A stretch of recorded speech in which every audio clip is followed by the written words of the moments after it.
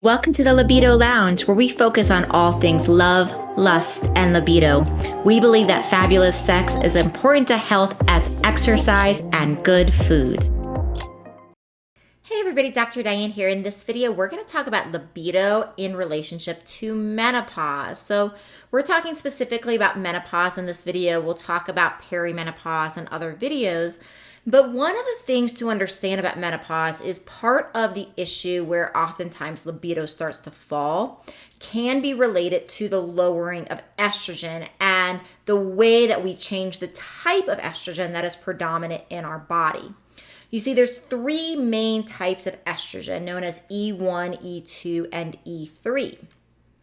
During most of our years, we are predominantly in estradiol production and E2 production until we start hitting perimenopause. When we hit perimenopause into menopause, then what starts to happen is our body shifts from this really potent E2 into making E1. E1 is a less potent form of estrogen. Estrogen is responsible in part for healthy vaginal tissue, for making sure that there's not atrophy happening. And as you shift into the weaker form, then that can lead to atrophy. It can lead also to sometimes vaginal dryness. And so when it really comes down to it, intimacy in part doesn't feel as good. Another thing we actually see with menopause and libido is that we actually see a change in blood flow to the vaginal tissue itself. And when we see a change in blood flow to the vaginal tissue, then guess what? Then you don't have arousal in that same sort of way. Our erectile tissues that are present in women do not get the blood supply they need to be aroused. So this doesn't mean you have to have a low libido in menopause. This means that there's other things that you need to do to support libido. And sometimes women feel that, you know what, it's just not that interesting to me anymore.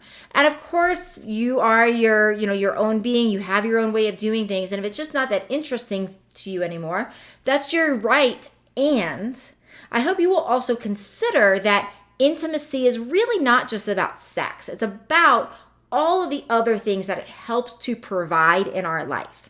So for example, when we have oxytocin released at orgasm and through cuddling and these types of things, when we have oxytocin release, that is a huge regulator for our other hormones. It helps us regulate cortisol, which helps us regulate belly fat. It helps us regulate blood sugar. It helps us with sleep. It helps with anxiety. It helps with our mood. It helps with depression.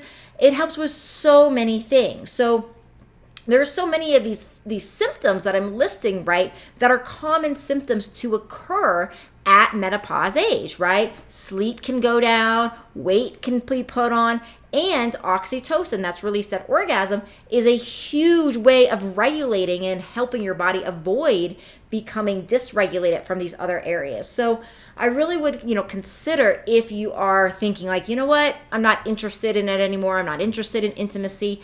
I would really take a step back and say, well, what actually does this do beyond even the connection with your partner? What actually is this particular act driving for literally health?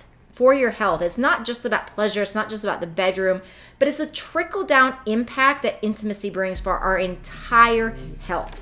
So please stay tuned. There'll be more on this in other videos. I'm Dr. Diane. Please do subscribe if this is helpful, and I'll see you in the next one. Thank you for listening to the Libido Lounge. Please don't keep me a secret. Please share this with your friends. You can find me on YouTube, on Instagram, as well as how to work with me at mylibido.com.